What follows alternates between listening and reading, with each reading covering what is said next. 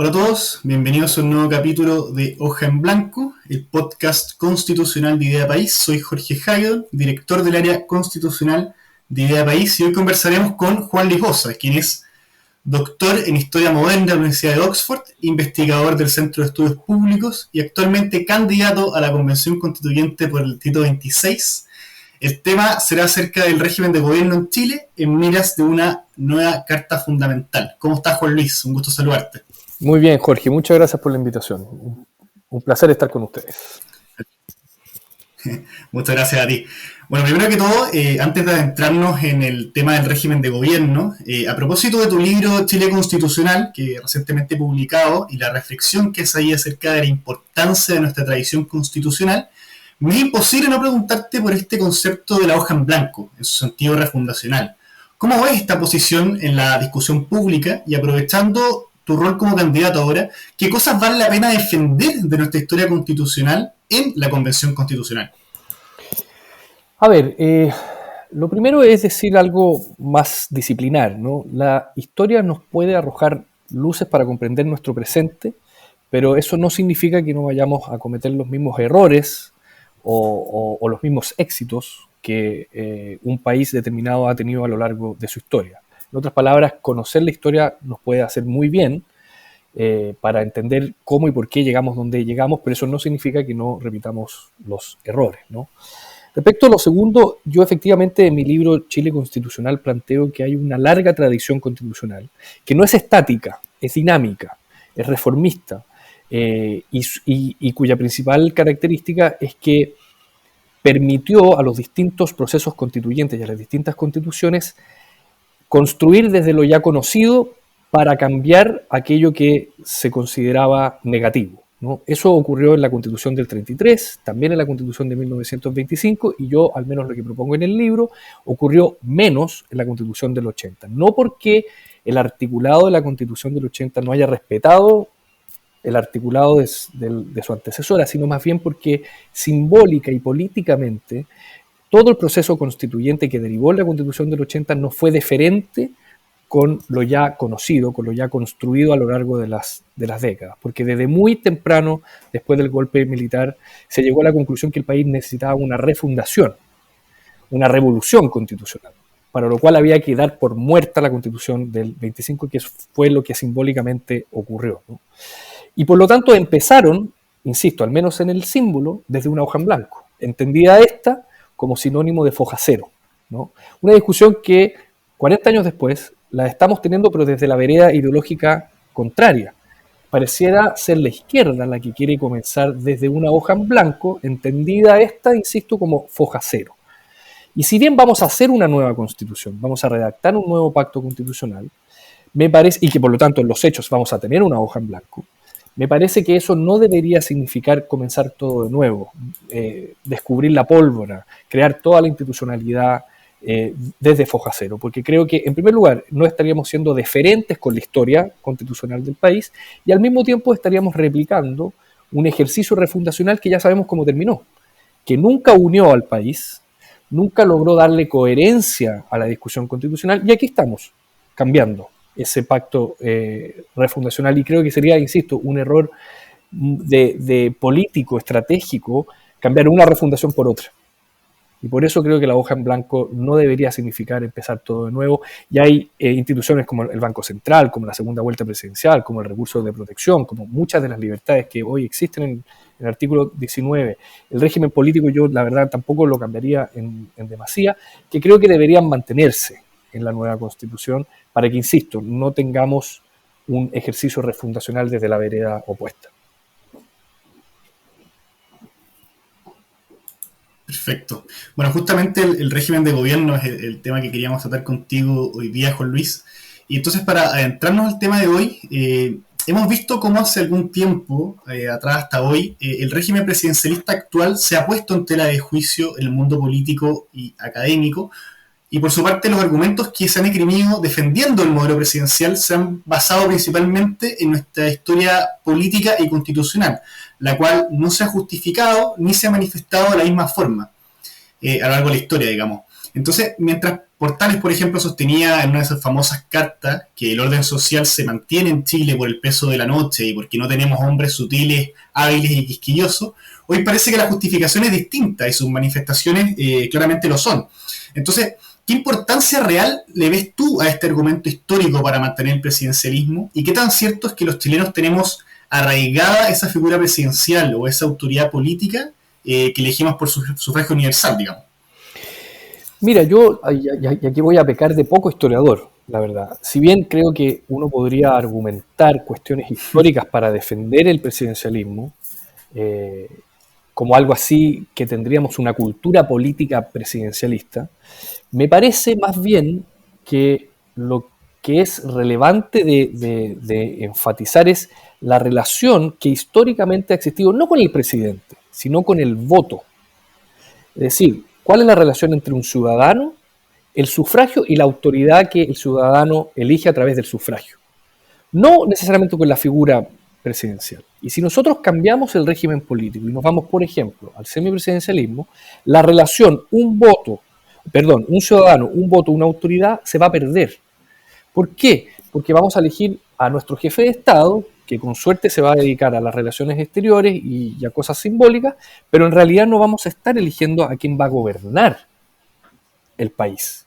Porque el jefe de gobierno, bien lo sabemos, en un régimen semipresidencialista, lo elige el Congreso, ¿cierto? Es el Congreso con mayoría, ojalá en la misma línea ideológica que el jefe de Estado, pero puede ocurrir que no, pero ya no es entonces el ciudadano directamente quien elige a su gobernante.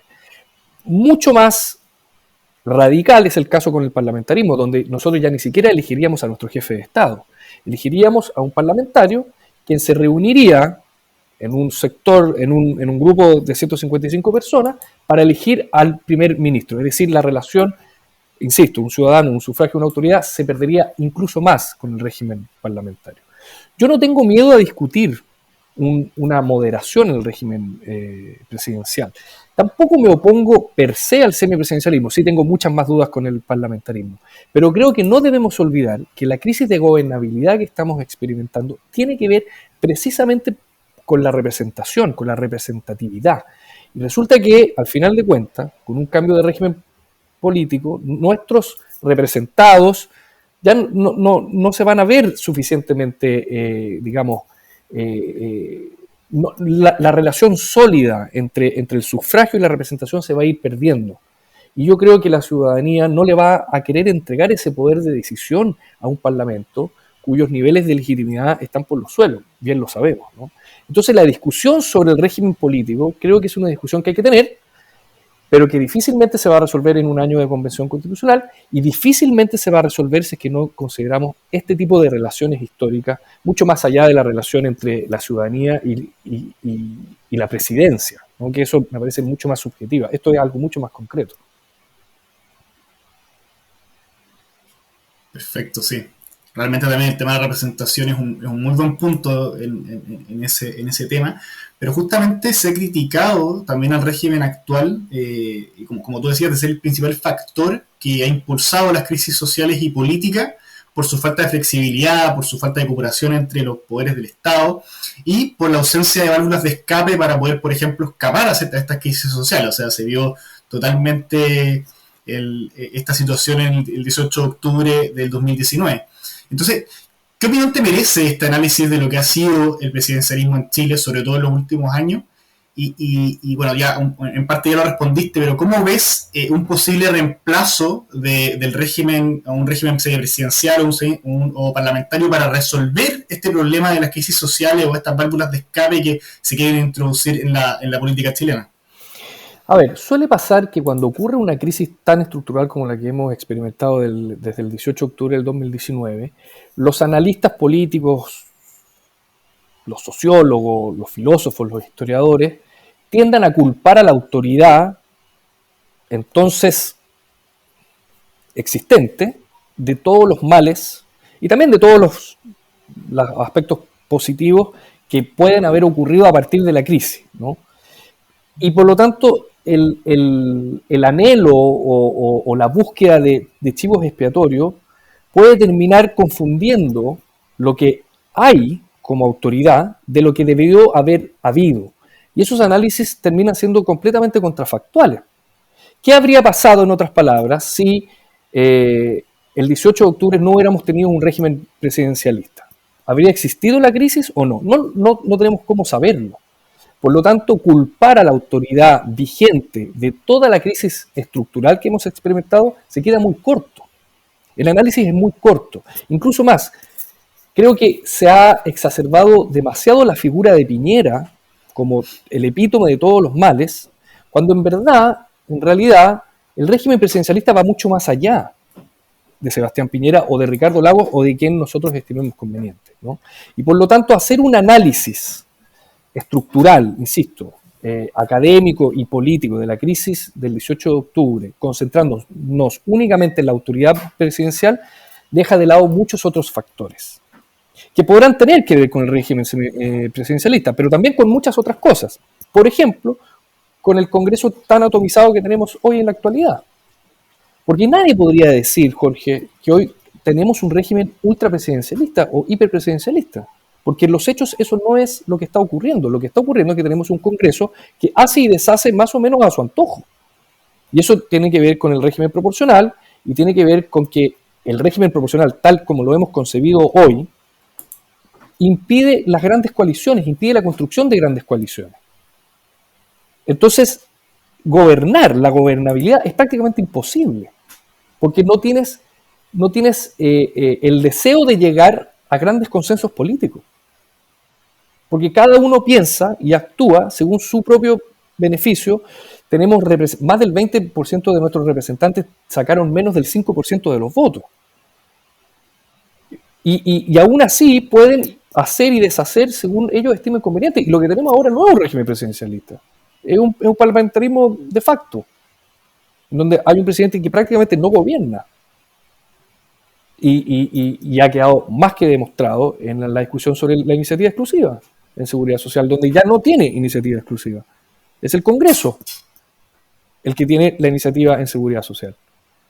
Entonces nos hemos concentrado, en otras palabras, demasiado en la teoría en torno al presidencialismo y en cómo el presidencialismo habría producido la crisis de octubre, pero poco nos hemos preguntado por la praxis política.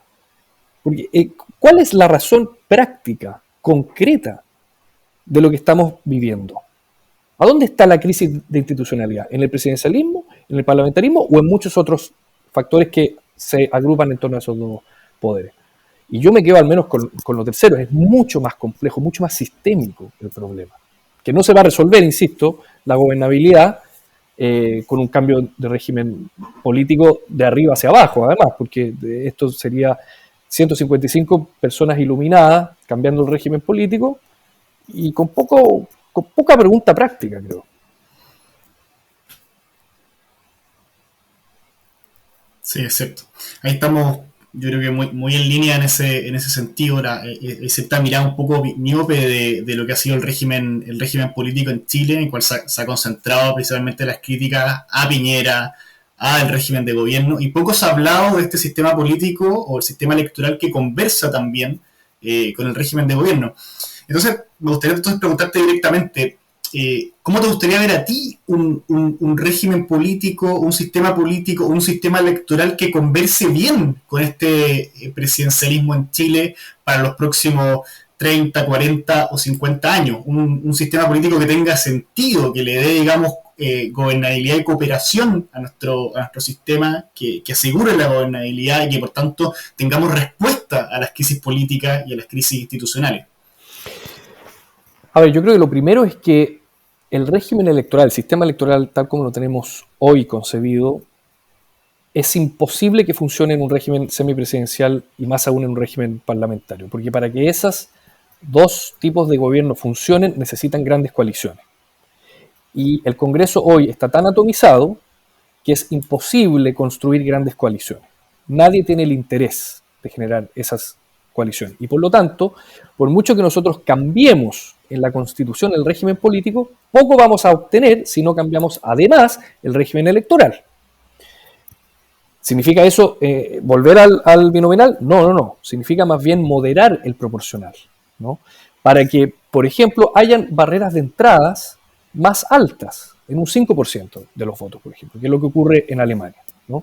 Esto no es menos representativo, es más representativo, porque al final aquellas personas que sacan un 1% de votos son muy poco representativos de lo que está ocurriendo en sus respectivos distritos.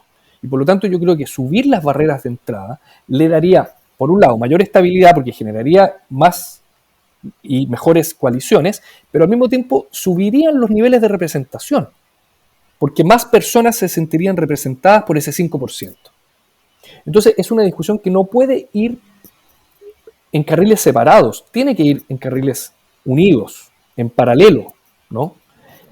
Y mi pregunta es si acaso si vamos a tener tiempo para dar esas dos conversaciones al mismo tiempo en un año de convención constitucional.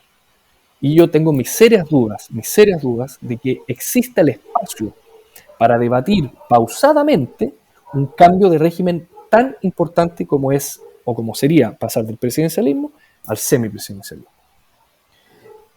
Y ahí es donde yo creo, Jorge, que la discusión que engloba este tema, que es la distribución del poder, debería concentrarse en cuestiones que son mucho más urgentes. Yo, que soy candidato por el Distrito 26, por Puerto Montt, por Calbuco, por Maullín, por Palena y por Chiloé, la verdad es que la discusión en torno al régimen político poco y nada ha salido en mis debates y en mis participaciones radiales.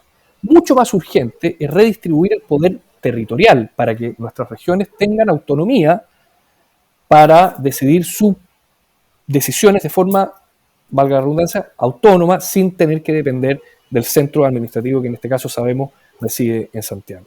Que es una discusión parecida, pero no exactamente igual a la del régimen político. Parecido porque, insisto, se engloba dentro de la redistribución del poder, pero se concentra, y aquí está la diferencia, en cuestiones mucho más concretas. En otorgarle mayores atribuciones, por ejemplo, a los gobernadores regionales, a los alcaldes y concejales, que son los verdaderos bomberos de la política. Ellos son los que apagan incendios en la política local. Y es allí donde creo que deberíamos concentrarnos en este año de convención constitucional. Ya habrá espacio posterior para ver de qué forma podemos moderar el presidencialismo. Y aquí voy a citar una gran columna de Pablo Valderrama. ¿De qué forma, por ejemplo, podríamos pasar la elección parlamentaria al día de la segunda vuelta para que se generaran futuras coaliciones? O reducir algunas poderes o atribuciones del Ejecutivo en materia de gasto social. Pero todas esas son discusiones que tenemos que tener pausadamente, porque son estructurales y porque, insisto, ningún cambio por el mero hecho de dejarlo por escrito te garantiza mayor estabilidad ni gobernabilidad. Y lo que espera la gente es mayor estabilidad y mayor gobernabilidad. Y en el caso de mi distrito, mayor poder para tomar sus propias decisiones económicas, administrativas y políticas. Sin duda. Bueno, de hecho en Santiago también creo que ha faltado ese debate acerca de la parte orgánica de la Constitución, la distribución del poder, que finalmente, creo yo, a mi juicio, es lo más importante a la hora de construir una nueva Constitución. Más allá de que el debate esté atomizado por todo este tema de los derechos de primera, segunda, tercera generación, nuevos derechos, pareciera ser que lo más relevante realmente para una Constitución es la distribución del poder y es lo que está llamado a hacer esa Constitución. Y me parece muy interesante ese punto que tú haces acerca de la, no sé cómo llamarle, pero una desconcentración del poder político, quizás una regionalización. No sé si ahí hay una propuesta de tu parte o digamos del mundo político donde tú vienes, de cómo podríamos digamos empezar a que las regiones o las comunas tengan o propuestas concretas en que las regiones o las comunas tengan mayor poder político y mayor toma de decisiones para justamente acercar la política a las personas y las decisiones. Yo creo que ese es uno de los grandes debates que no hemos dado, puesto que hemos puesto el foco, digamos, en ciertas cosas que la Constitución no está realmente llamada a hacer. Incluso el sistema político también es una discusión que no es estrictamente constitucional, por ejemplo, el régimen electoral. Exacto. Mira, yo creo que tanto en su parte orgánica como en su parte dogmática deberíamos concentrar nuestros objetivos y nuestros intereses en descentralizar de mejor forma el poder. en términos de cómo yo concibo el poder territorial, creo que esa descentralización debería, por un lado, evitar lo que ha ocurrido generalmente en los procesos de regionalización en la historia republicana del país, que han terminado centralizando más que descentralizando. Sabemos que tenemos regiones, pero sabemos también que la mayor parte de ese poder se concentra en las capitales regionales. Y por lo tanto, zonas extremas como Chaitén, que también son parte de mi distrito, poco y nada se han visto beneficiadas de ese proceso de regionalización. Entonces, lo que hay que evitar es que la nueva descentralización termine centralizando el poder en las capitales regionales o ya abiertamente en Santiago, ¿no? Para lo cual hay que preguntarse de qué forma los futuros gobernadores regionales van a poder convivir con los delegados presidenciales, de qué forma le podemos entregar mayores prerrogativas a los alcaldes y concejales, y sobre todo de qué forma podemos generar recursos que se queden dentro de la región, ¿no? Porque aquí ocurre un problema gravísimo con la tributación. Sabemos que hay muchas industrias que generan mucho crecimiento económico, pero sabemos que la mayoría de su tributación se va a Santiago, porque la casa matriz está en Santiago, y por lo tanto el promedio de los tributos que se quedan dentro de las regiones alcanza el 16%. Si nosotros subiéramos, alcanzáramos el promedio OCDE, que está entre el 27 y el 28% en países unitarios que tributan, pero que están a su vez divididos en regiones y por lo tanto tributan regionalmente, tendríamos un 50% más de ingresos que irían directamente al corazón de la administración regional. Eso se podría llegar a hacer eventualmente si es que cambiáramos la concepción de la distribución territorial en la Constitución. No va a cambiar de la noche a la mañana, porque además habría que reformar la ley de gobernadores regionales, que quedó muy mala. Que sabemos que son gobernadores regionales que poco y nada de poder van a tener porque van a chocar con el delegado presidencial. Pero si no cambiamos ese concepto en la Constitución, difícilmente entonces vamos a poder reformar todo lo que quedó mal hecho y que se suponía va en beneficio de las regiones. Eso es lo que yo llamo una descentralización inteligente, sistémica, finalmente. Darle más atribuciones a autoridades locales, pero sobre todo más recursos a las regiones para que tomen sus propias decisiones. Y lo último, me parece que al menos deberíamos conversar la posibilidad de que las zonas extremas, como Chaitén, hay muchas más, tuvieran un estatuto constitucional especial, porque el Estado simplemente no llega a esas zonas. Y por Estado entiendo la salud, entiendo la educación, entiendo la infraestructura, todas cuestiones que sabemos bien, construyen estados y construyen en el paso, con el paso del tiempo mayor dignidad. Y las zonas extremas prácticamente no tienen ninguno de esos beneficios. Y nosotros preocupados de si debemos ir al parlamentarismo o al semipresidencialismo, hay cuestiones concretas, prácticas, mucho más urgentes, y que van mucho más allá de Santiago. Ojo, no digo que el régimen político no haya que discutirlo, hay que discutirlo, perfecto, obviamente, es muy importante, sí, pero hay cuestiones más urgentes. Sí, bueno, es muy interesante eso, que efectivamente la Constitución no se la puede toda, no, pero justamente en la distribución del poder y de la riqueza del país hay buenas cosas que la Constitución sí se puede hacer cargo. Entonces creo que también es un tema muy interesante y qué bueno que lo hayamos tocado. Pero para hacerte una pregunta, digamos, final acerca del régimen presidencial, y aprovechando que de tus estudios en historia, que me parece muy, muy interesante debatirlo, y lo mencionamos un poco también antes, creo que otro aspecto importante en la discusión y a la hora de discutir este régimen de gobierno presidencialista, tiene mucho que ver también con las críticas del régimen, es la figura presidencial. Como una institución en Chile que es o fue un símbolo de la democracia republicana y el poder político a lo largo de nuestra historia. Y bueno, sin ir más lejos, para los que nos toca o te tocaría a ti, en caso de llegar a la Convención Constitucional, defender el régimen presidencialista, nos toca hacerlo con Sebastián Piñera en el gobierno. Entonces, ¿será en la nueva Constitución una figura o un símbolo, digamos, una tradición constitucional que defender y que cuidar en los próximos 40 o 50 años? A ver, yo creo que concentrarnos en las autoridades vigentes a la hora de escribir una nueva Constitución es ser muy poco deferentes con el pasado, con la cultura política chilena y sobre todo muy poco deferentes con el futuro. Y bien sabemos que las constituciones son pactos intergeneracionales que unen los muertos, los vivos con los que están por nacer.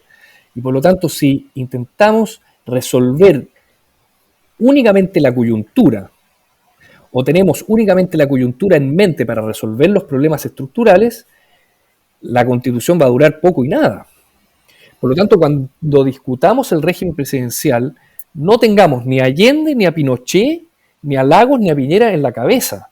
Tengamos la figura de la presidencia, ¿no? ¿Cómo ha funcionado el régimen y el poder ejecutivo a lo largo de la historia sin ponerle apellidos al régimen político ni al poder ejecutivo?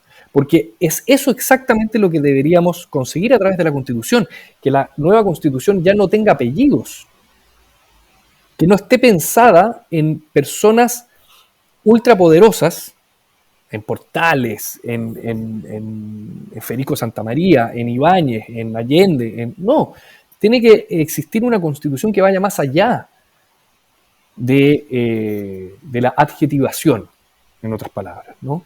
Y por lo tanto, cuando discutamos esto, no pensemos en Piñera. Pensemos en cómo puede llegar a funcionar un cambio de régimen político cuando lo que va a requerir ese cambio político es un cambio estructural en el funcionamiento del Estado. Si tú cambias el régimen político, tú cambias inevitablemente la estructura del Estado. Y eso puede tardar mucho. No se va a conseguir en un año de convención constitucional, por mucho que las expectativas se hayan puesto en ese tiempo, ¿no? Esto va a durar mucho y yo me pregunto si acaso la sociedad chilena está preparada para continuar con los niveles de incertidumbre que tenemos desde hace 2 años.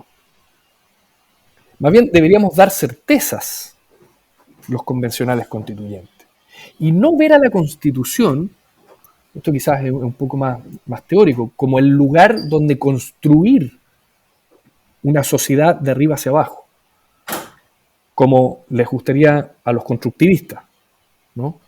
La Constitución ordena y limita el poder, poco más que eso. Pero, por supuesto, es un gran espacio de discusión el que vamos a tener en la convención. Y yo soy muy partidario del espacio de discusión, pero al mismo tiempo de hablar con honestidad y con sinceridad.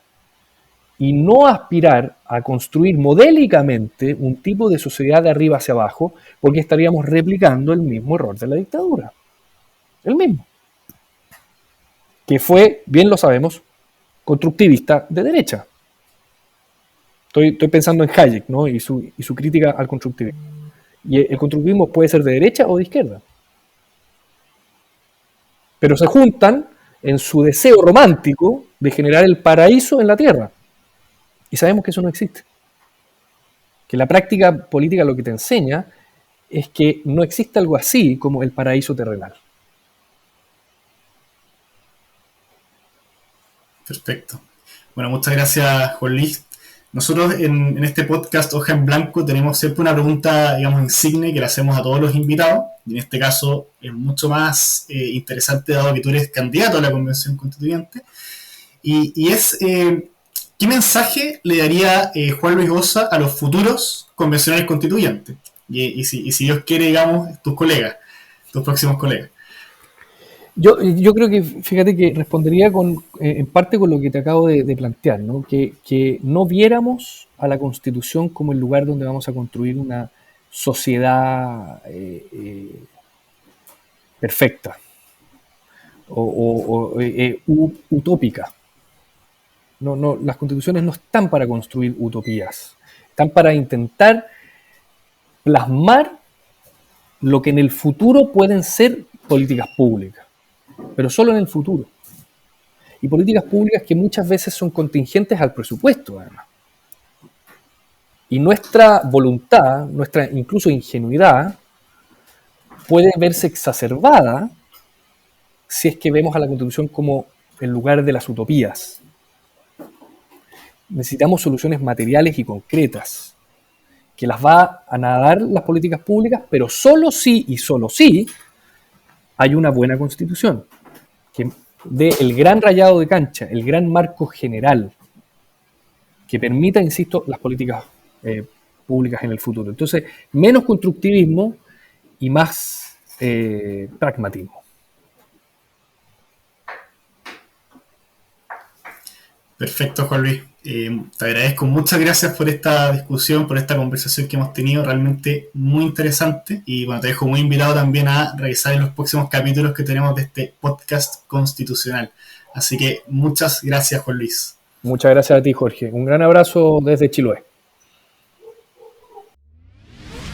Esto fue Hoja en Blanco, podcast de Idea País.